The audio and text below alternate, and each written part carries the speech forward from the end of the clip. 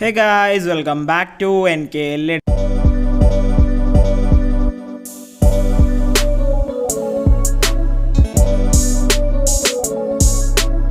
So guys, അപ്പോൾ നമ്മൾ ഇന്ന് ക്രിയേറ്റ് ചെയ്യാൻ പോകുന്നത് എന്താണെന്ന് വെച്ചാൽ ഇപ്പോൾ പ്രിവ്യൂ കണ്ട ഒരു ടെക്സ്റ്റ് ആനിമേഷൻ വളരെ സിമ്പിളായിട്ട് എങ്ങനെ ക്രിയേറ്റ് ചെയ്യാന്നുള്ളതാണ്. സോ അതിൻ്റെ സ്റ്റെപ്സും കാര്യങ്ങളൊക്കെ എന്ന് പറഞ്ഞാൽ വളരെ സിമ്പിളാണ്. സോ ഗൈസ് അതിനുവേണ്ടി നിങ്ങൾ എന്ത് ചെയ്യുക, ഈ വീഡിയോ മുഴുവനായി സ്കിപ്പ് ചെയ്യാതെ കാണാൻ ശ്രമിക്കുക. സോ ഗൈസ് നമുക്ക് നേരെ വീഡിയോയിലോട്ട് പോകാം. സോ ഗൈസ് ഞാനിപ്പോൾ ഇവിടെ അലൈറ്റ്മോഷൻ ഓപ്പൺ ചെയ്തിട്ട് ഒരു പ്രൊജക്റ്റ് ഇതേപോലെ ക്രിയേറ്റ് ചെയ്തിട്ടുണ്ട്. അതായത് നമ്മൾ പ്ലസ് ബട്ടൺ ക്ലിക്ക് ചെയ്യുക, ടെക്സ്റ്റിലേക്ക് വരിക, നിങ്ങൾ എന്ത് ടെക്സ്റ്റാണോ കൊടുക്കാൻ ഉദ്ദേശിക്കുന്നത് അത് കൊടുക്കുക. ഞാനിപ്പോൾ ജസ്റ്റ് NKL എഡിറ്റ്സ് തന്നെയാണ് കൊടുക്കുന്നത്.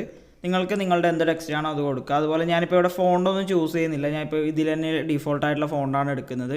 സോ നിങ്ങൾക്ക് ഏത് ഫോണ്ട് വേണം നിങ്ങൾക്ക് ചൂസ് ചെയ്യാം, നിങ്ങളുടെ എഡിറ്റിങ്ങിനനുസരിച്ചുള്ള ഫോൺസും കാര്യങ്ങളൊക്കെ ചൂസ് ചെയ്യാം.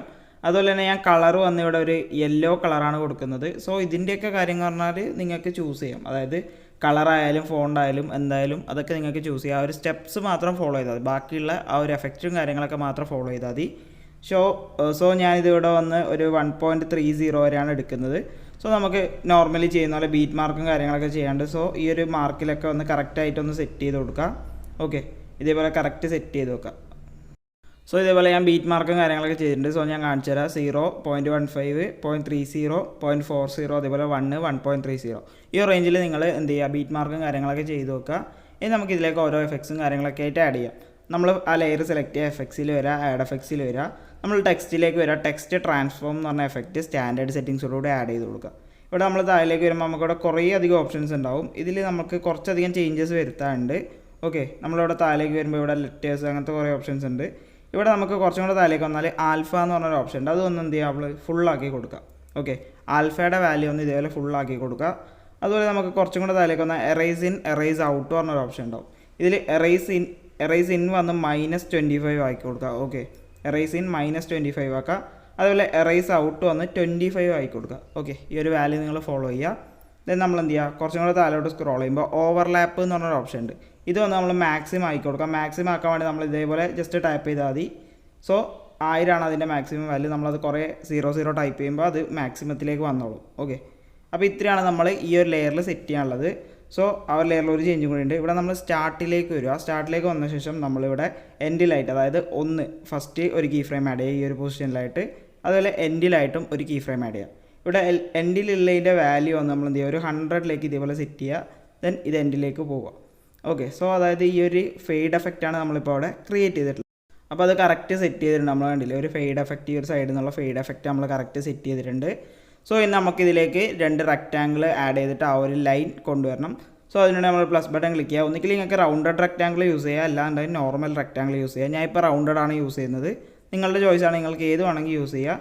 ദെൻ നമ്മളിവിടെ സ്കെയിൽ ടൂളിലേക്ക് വന്നിട്ട് നമ്മൾ എന്ത് ചെയ്യുക, നിങ്ങളുടെ ടെക്സ്റ്റിനനുസരിച്ചുള്ള സൈസും കാര്യങ്ങളൊക്കെ സെറ്റ് ചെയ്യുക. ഓക്കെ, അപ്പോൾ ഹൈറ്റ് വന്ന് നിങ്ങളുടെ ചോയ്സാണ്, നിങ്ങൾക്ക് എത്ര ഹൈറ്റാണ് വേണ്ടത് ആ ഒരു റേഞ്ചിൽ സെറ്റ് ചെയ്ത് കൊടുക്കുക. ഞാൻ ഇപ്പോൾ ഒരു 10 ആണ് കൊടുത്തിട്ടുള്ളത്. സോ ഈ ഒരു റേഞ്ചിൽ കറക്റ്റ് സെറ്റ് ചെയ്തിട്ട് നമ്മളതിൻ്റെ കളർ വന്ന് വൈറ്റ് ആയി കൊടുക്കുന്നുണ്ട്. സോ നിങ്ങൾക്ക് നിങ്ങളുടെ ചോയ്സ്, നിങ്ങളുടെ ചോയ്സാണ്, നിങ്ങൾക്ക് എന്ത് വേണമെങ്കിൽ ചെയ്യാം ആ ഒരു കളർ വന്ന്. ഓക്കെ, അപ്പോൾ നമ്മൾ ഇതേപോലെ കറക്റ്റ് സെറ്റ് ചെയ്ത് കൊടുത്ത ശേഷം നമുക്ക് ഇതിലേക്ക് കുറച്ച് എഫക്ട്സ് അതുപോലെ കാര്യങ്ങളൊക്കെ സെറ്റ് ചെയ്യാനുണ്ട്. സോ ഫസ്റ്റ് നമുക്ക് ഇതിൻ്റെ ബ്ലെൻഡ് സെറ്റ് ചെയ്യണം. സോ അതിനുവേണ്ടി നമ്മൾ ഇതേപോലെ ഫസ്റ്റ് ബ്ലെൻഡ് മോഡിലേക്ക് വരിക. ഫസ്റ്റ് ഒരു കീ ഫ്രെയിം, അതുപോലെ 0.15 ഒരു കീ ഫ്രെയിം, ദെൻ അടുത്ത ഒരു കീ ഫ്രെയിം വന്ന് നമ്മൾ 1 ഒരു കീ ഫ്രെയിം, അതുപോലെ എൻഡിലായിട്ടും ഒരു കീ ഫ്രെയിം. ഇതുപോലെ 4 കീ ഫ്രെയിംസാണ് നമുക്കിവിടെ യൂസ് ചെയ്യേണ്ടതായിട്ട് വരുന്നത്. ഇതിൽ എൻഡിലുള്ള കീ ഫ്രെയിമിൻ്റെ വാല്യൂ 0, അത് എൻഡിലേക്ക് സെറ്റ് ചെയ്യുക. അതുപോലെ നമുക്ക് ഫസ്റ്റ് ഉള്ള കീ ഫ്രെയിമിൻ്റെ വാല്യൂവും 0.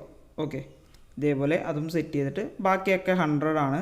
സോ ഇതിൻ്റെ ഒരു ഔട്ട്പുട്ട് എന്ന് പറയുന്നത് ഈ ഒരു റേഞ്ചിലായിരിക്കും വരിക. കണ്ടില്ലേ, ഇവിടെ എൻഡിലേക്ക് എത്തുമ്പോൾ ഇതേപോലെ പോകും. ആ ഒരു ആനിമേഷനാണ് നമ്മളിപ്പം ചെയ്തിട്ടുള്ളത്. ഇനി നമുക്കിതിന് സൂമും കാര്യങ്ങളൊക്കെ കൊടുക്കണം, അതായത് ഇത് സൂമായി വരുന്ന രീതിക്ക്.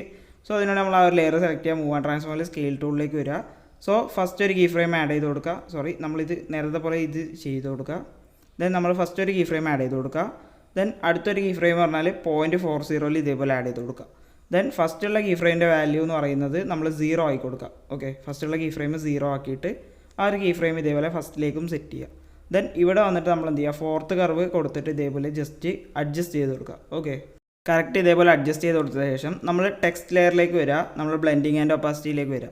ശേഷം നമ്മൾ എന്ത് ചെയ്യുക വെച്ചാൽ 0.30 വന്നൊരു കീ ഫ്രെയിം ആഡ് ചെയ്യുക.